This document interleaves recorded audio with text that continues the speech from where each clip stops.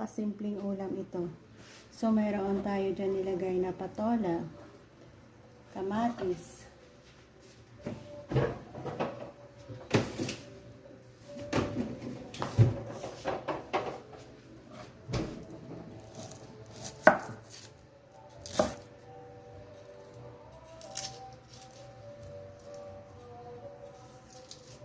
so walang oil, walang gisang magaganap, just plainly boiled lang.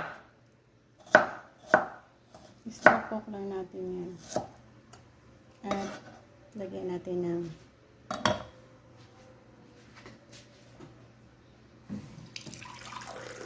kunting tubig lang para hindi masunog sa process ng kanyang pagkulo. Ayan, at nakasalang na.